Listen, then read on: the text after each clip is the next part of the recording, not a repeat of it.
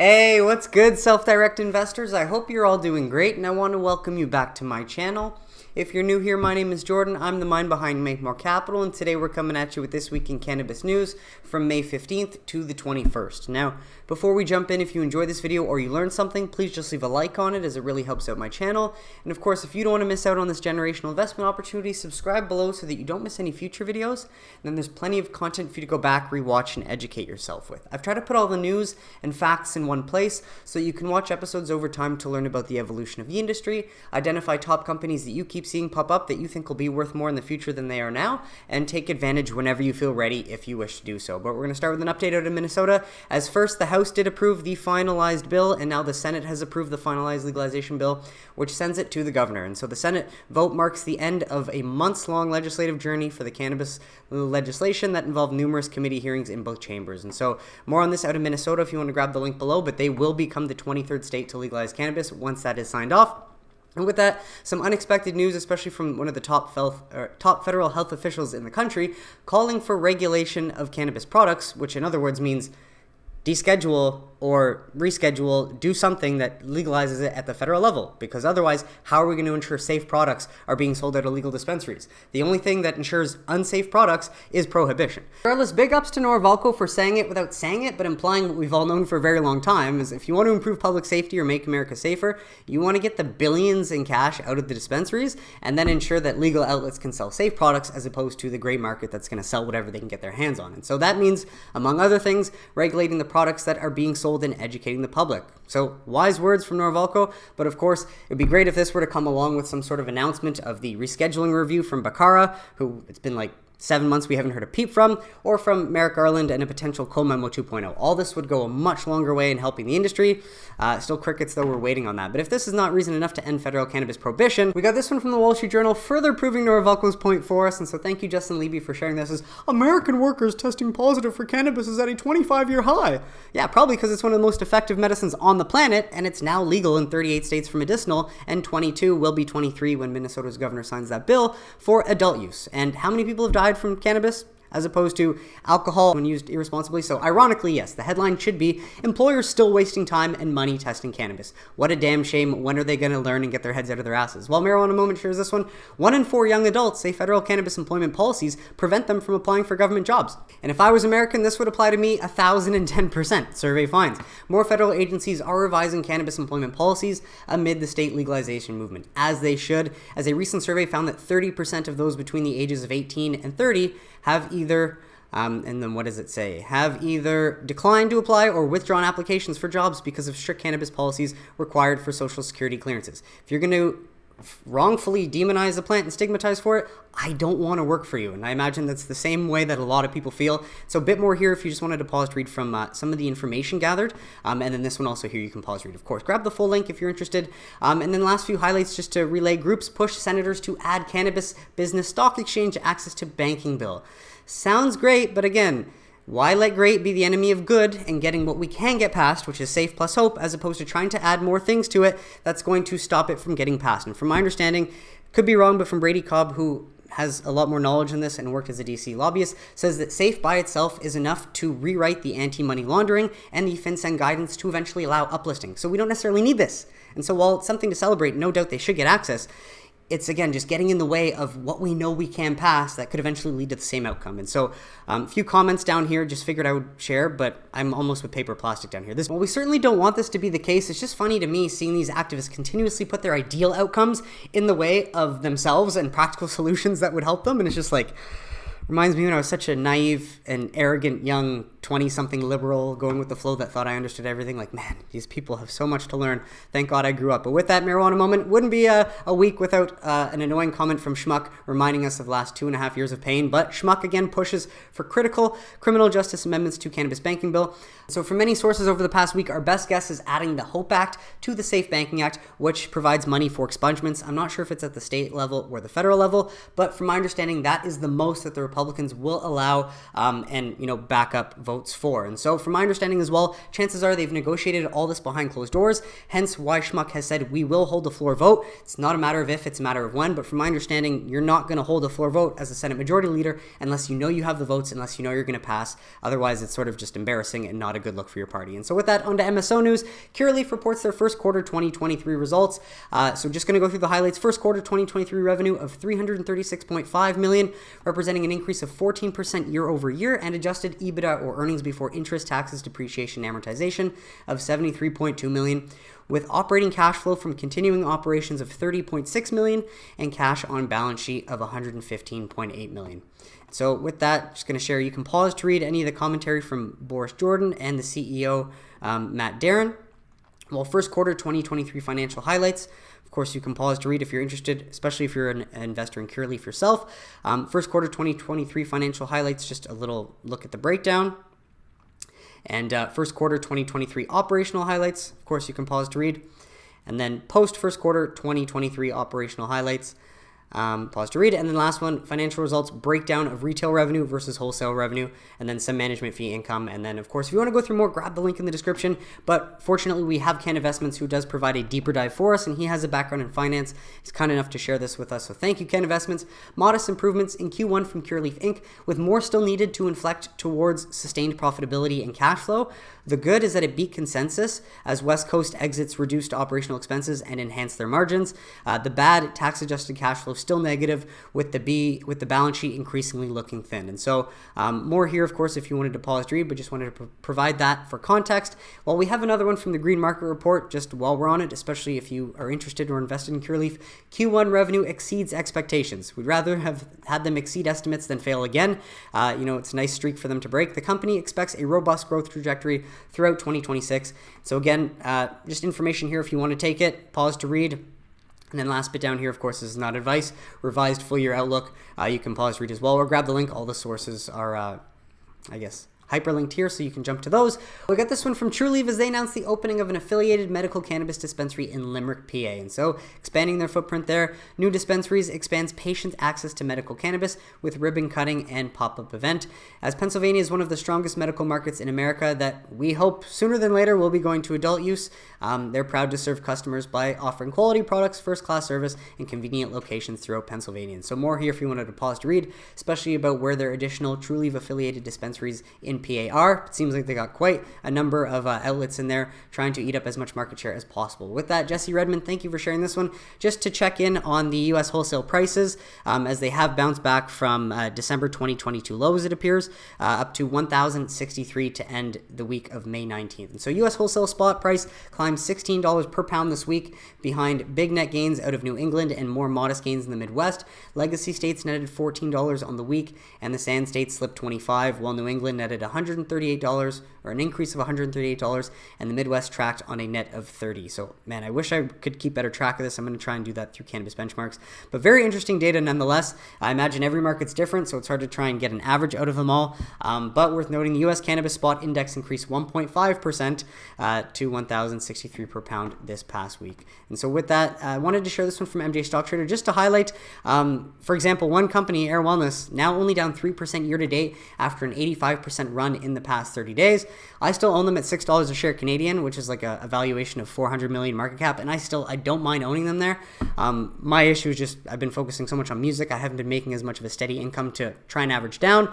That's what I might focus on in the next few months going forward. But just highlighting that while I've been saying in the past, focus on tier ones, and I still think that's the best approach for any new investor getting in. I just wanted to share this to highlight that I've not sold any of my tier 2s or tier 3s. Like, I still own Goodness Growth, I still own Tilt, and it's not because they're fundamentally healthy or anything, because clearly there are tier 2s and tier 3s that are better investment opportunities based on the free cash flow that they're producing. My problem is I bought them so long ago and that I'm holding very heavy bags, but I do know, because I've been here before, that when we hit the cycle bottom and start to trend upwards again, a rising tide for the industry does lift all ships, and at that point I'm confident that I'll get a good chunk of my money back and be able to sell at that. And so just wanted to share someone that's been in this and watching for at least 3 years at this point. But thank you, Sammy J, for pointing out that all of the tier 3s that are producing free cash flow from operations are currently positive year to date. Damn, just like all the experts on here predicted in 2022 and when Safe failed in the NDAA. So this is a great reminder that whenever you hear any guru on Twitter saying, sell your tier 3s for tier 1s, really meant was buy my book so I can exit higher. And I don't believe I've ever said sell your tier 3s for tier 1s. I've just said to anyone that's new to this channel, focus on the tier 1s because they have the healthiest balance sheets. And so, whatever you take away from that, take from it what you will, but just wanted to share this from Sammy J. Advisor Shares Trust, looking at some of the MSOs that are up higher year to date than some of the other ones. And so with that, wanted to share some state news from Brendan Scanlon Inbox, and he's a PA Capital reporter for Lilly Broadcasting. Senator Laughlin and Senator Sharif Street announced that they will again reintroduce bipartisan legislation to legalize adult use recreational cannabis in PA. And so we love to hear us. Hopefully this effort can make more progress than the last few ones, and just figured I would show these, and so you can pause to read for the highlights of what this bill would do, and I will update you if the bill continues to make progress, as hopefully it will over time. With that, our favorite source out of New Jersey, Christopher Norman, as the New Jersey cannabis dispensary count is increasing, and so I'll put the data in the description if you wanted to check that out. But essentially to highlight, showing 30 rec dispensaries, 40 medical, but there's significant overlap. Non-MSO dispensary openings are picking up, which is promising, especially for any social equity entrepreneur there. But main thing just to highlight, 12 dispensaries are medical only, so the total count is 42 dispensaries statewide. And so 42, good start. Obviously, 420 would be better, especially for the, let's say, 6 million adults in New Jersey. That's a better way to properly supply the demand legally, but they'll get there, let's hope. And so with that, semi-evolved mammal, highlighting the joke that is New York, and this comes off of an announcement that New York releases significant changes to adult use cannabis regulations, which I'll share in the next bit that you can pause to read through. But as he points out, liquor license in New York State costs about $1,000 to $6,000 in order to be able to sell liquor. Tobacco license in New York State, $300 for 3 years. And so based on those numbers, you think, okay, a cannabis license might run you a couple $1,000s. But no, the proposed OCM cannabis license fee, and we've known this for a while, but when you put the numbers together, it drops your jaw, literally. Only for the MSOs, $20 million. Shut the front door. Like, you don't see anything wrong with this, and it's been crazy to watch New York fall apart before our eyes over the last 2 years. But nothing says it clearer than straight up extortion, communist style.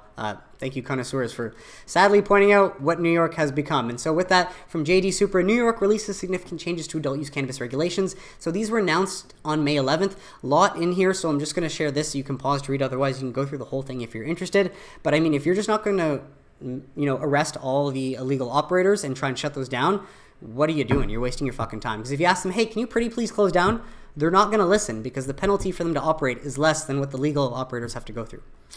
Fucking cannot make this shit up. We need to get those incompetent idiots out sooner than later. And so with that, Brad Racino shares, well, this is highly relevant considering one of our New York Canna Insider workshop discussions was all about this June 1st deadline.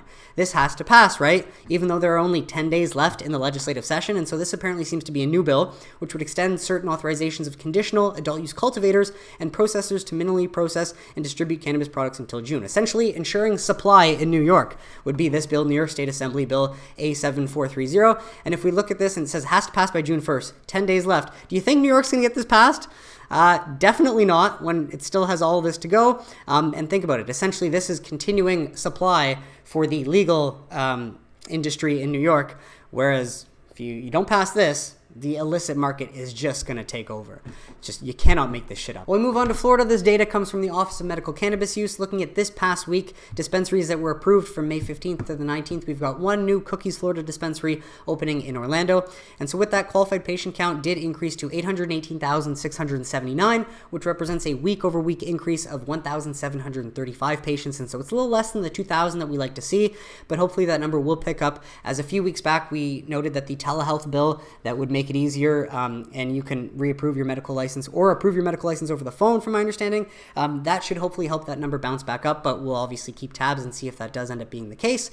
While scrolling down, looking at dispensations from May 12th to the 18th, we can see all the MSOs in the state, the number of active dispensaries they have open, and for this past week, the number of milligrams of THC sold, milligrams of CBD sold, and ounces of smokable flower. And as I'm recording this, I don't have any of the data from connoisseurs.io or Pierre Gilles. However, that will be in the comments once this video is published tomorrow morning. And so with that, another one from Marijuana Moment. Nebraska activists take first step to put medical cannabis legalization on the 2024 ballot. I'd love to see this effort being made, especially in a state that has seen so little reform. This would be a big step in getting, a safer, non-addictive medicinal alternative to the people in your state.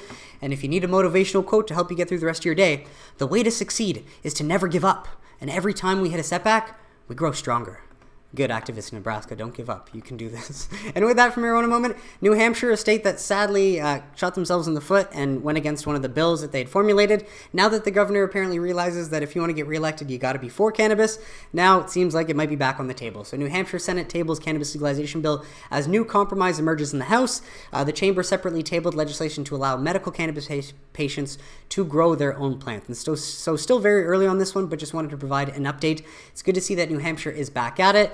And again, hopefully that push to get reelected, we'll see the governor actually get something done and provide that legal adult use cannabis that they would likely want to see in New Hampshire. And with that from Jesse Redmond, just a bit of an update on the California situation. California pot industry facing extinction event. So whole article will be in the description if you want to go through it. But thank you, Jesse, for this really good summary.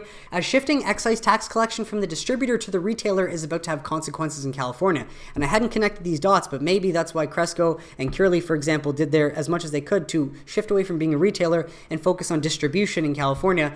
Obviously, it's going to save them from some taxes, but the change results in slightly higher taxes. But more importantly, the dispensary needs to save the money and actually pay the taxes. But if you're paying ridiculous taxes already and you're paying $280 on top of that, how on earth are you keeping any profit or any gains afterwards in order to pay your taxes, right? Over 13% of California's retailers, or 265 pot shops, failed to make any tax payment by the May 1st deadline, according to the California Department of Tax and Fee Administration. These businesses are now facing a 50% penalty on the taxes they owe, which could be a death blow. Like, you cannot make this shit up. And great question from Mark Bandel. Could we see the legal market in California contract in size in the next 18 months? Of course, the legal market, most definitely, because that's when you get what you get from Gavin Newsom implementing communist or socialist policies that just tax the shit out of industry. And sadly, you might as well be an illegal operator paying whatever minimal fines you're getting than jumping through the hoops of being a legal one. What could have been, right? And so again, it's not over. California can bounce back, but it's just tough when we're seeing all this. And with Hirsch Jane sharing a bit more perspective to the same story, just 8 out of the 482 cities in California account for 40% of the dispensaries in the state. And the carnage distress in these cities is real. With more stores opening in these markets, it will only increase as more stores are going to open only to have to close because they can't pay the taxes. And so just wanted to share this. It's the same story that he features, but kind of cool that he built these maps. And just to point out, San Fran green is open today. Red opens in Q3 or Q4 of 2023, and white will open in 2024. There are only 65 stores today. Expect 100 plus new stores in the next year, but like this concentration, I mean, obviously this is not San Francisco downtown. This is the wider San Francisco Bay Area. But same idea, maps of LA, green, red, and white. LA also has the highest tax rate in the state, 10% and 1,000 illegal shops to compete with.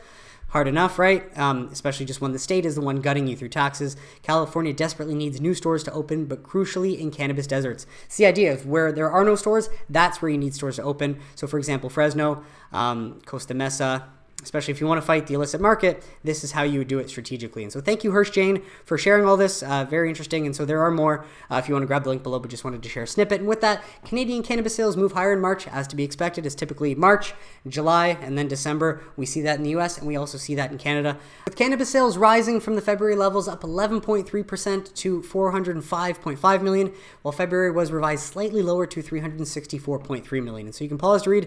Nice to see this trajectory continuing to head up, but with just 40 million people, I don't know if we'll be able to, keep pushing it that much further. So we'll have to wait and see.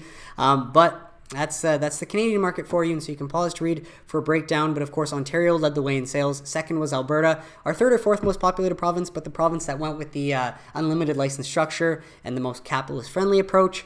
And then behind them is British Columbia and Quebec. And it's too bad that Quebec could have way more sales, but they've chosen to go with a state-run model. 8 million people there, only doing 50 million. It's just it's really embarrassing. Where Alberta has half the amount of people, doing quite a bit more sales, and then BC ending it off with 63.4 million. So good to see that continuing up in Canada as the sky has not fallen. But with that, a tough story to deal with just because you would not see this discrimination from alcohol or tobacco, only cannabis. But thank you, Peter Greenspoon, for sharing this New York Times article. She smoked weed legally, then gave birth. New York took her baby. And so this is a disaster. Now, I just wanted to share because there are studies. I believe in the 70s, there was a study in Jamaica with moms that would smoke cannabis through pregnancy. And from my understanding, there was no toxic or negative effects that happened to the babies when they were born. Now, that's just one study that, of course, has been ignored throughout time. And I'm sure there are other studies that say the opposite. But all that to say is that it's only cannabis where you're going to face this discrimination, where a government agency is going to come in and try and take your kids. Whereas any other drug, an opioid, SSRI, alcohol, tobacco, you're fine. You can do whatever you want, right? And so just this is a disaster and just highlights the discrimination. blatantly, I don't recommend cannabis during pregnancy except under certain circumstances, but this is so much worse than using cannabis for both mom and child. Exactly. And that's the whole idea of how locking up fathers for so long has had such an unfortunate problem with certain communities. And it is inhumane. We have to stop the war on cannabis users, and obviously descheduling would help bring families back together and would not allow this sort of nonsense to continue to happen. So a story if you wanted to go through it. But with that, some more studies before we head off from NORML. Study, arthritis patients report improvements following use of cannabis-derived CBD. So it's an older one. I do apologize if I have shared this one before, but patients suffering from arthritis report decreased pain and improvements in their health-related quality of life following the use of cannabis products containing significant percentages of CBD, according to observational trial data published in the British Journal of Pain. And so link will be in the description if you want to check that study out from the source. But in the analysis, happy to share medical cannabis, depending on the ratio of CBD to THC, appeared to be associated with significant improvements in pain intensity, pain interference, social functioning, and pain impact scores. Investigators concluded balanced and CBD-only products were associated with the highest overall health-related quality of life improvements. And so worth noting, even though, again, we don't really feel CBD, it seems like it's doing a lot in the background, why we ought to deschedule so we can study it. So you can pause to read a little bit, or you can grab the link in the description. While this one from NORML study, cancer patients report decreased pain, use fewer opioids following cannabis treatment. What do you know? Hence why Big Pharma lobbies so much to keep it illegal. Canadian researchers affiliated with McGill University assessed the safety and efficacy of plant-derived cannabis in 358 cancer patients. So small sample study, but still, study participants consumed cannabis as an adjunctive treatment for 1 year. Investigators reported, we found medical cannabis to be safe and effective treatment option to help with cancer pain relief. And so essentially that's it. I don't want to make this video too long, but I invite you to pause to read it if you wanted to go through more of the details, but highlighting why we ought to deschedule sooner than later. And while this is a recent one out of the European Journal of Public Health, relaying Germany's updated plans for decriminalization, essentially descheduling, will Germany's new cannabis policy reform plans serve public health? I don't think so, but they have a lot to say here. So if you wanted to pause to read, you can go through quite a bit. And these are some observations that they've made. But one of the main things I wanted to point out, just at the bottom here, is it is a daring policy experiment to place production in the hands of voluntary collectives in the hopes for effectively regulated supply of safer, quality-controlled cannabis products for millions of consumers. Again, why it's best to have, let's say, these voluntary collectives that you can grow at home and legal outlets that are going to provide jobs and tax revenue for your country. Like, why would you not want that? Moreover, the transition paths within a relatively short period to a commercial cannabis production and distribution market are unclear. Yeah, because you didn't make plans for it. If you make plans for it, it will be more clear, and you can capitalize on those practical solutions. And then the funniest part, the route to and substance of effective strategies for youth prevention also remain vague and uncertain. No, it doesn't. All the data is clear in Canada and US states. When it's legal for adult use, it's harder for youth to get access to something. And I think anyone in the right mind can figure that out, but until researchers acknowledge what's right in front of them, we're just going to get more of the same crap, which is so frustrating as they had Germany's cannabis policy reforms involve precedent for Europe and beyond, yet raise elementary questions concerning feasibility and public health outcomes. Yeah, it raises elementary questions when it seems like those who wrote the policy have possibly just an elementary level of reading comprehension and sadly did not look at all the data that's out there that would have gone a much further way. And so with that, big ups to Morocco as they begin legal cultivation of cannabis. And so great to see another country have a big opportunity under their nose and realize like, oh shit, why don't we just make this legal? And that way we have way more options that we can do with this plant. And so while it's still medical only, great to see as this month marked the start of the country's first legal growing season for cannabis. And so more here if you wanted to pause to read. Full link in the description, of course, but this is essentially it for the whole story. References are down there. But then lastly, from NORML, just making it easy. And if you have not yet, folks, please do this if you can. Tell your senators to support the Safe Banking Act in hopes that we will get this vote on the floor sooner than later from Schmuck and finally have the campaign promises kept from for so long, or that they've lied to us for so long about. And so far it seems like 5,694 letters have been sent, only 706 more to reach their goal. Besides that, we know why SAFE ought to be passed. It's good policy. It'll make America safer. It'll get billions off the streets and solve the liquidity issue from banks. And of course, it'll help normalize and stop the discrimination in the industry. And so just consider any of those points, add that in, keep it short and sweet, but please reach out if you can. And that is it for today's episode, folks. I want to thank you so much for tuning in. And I really hope you got some value out of it. What did you think of the stories mentioned?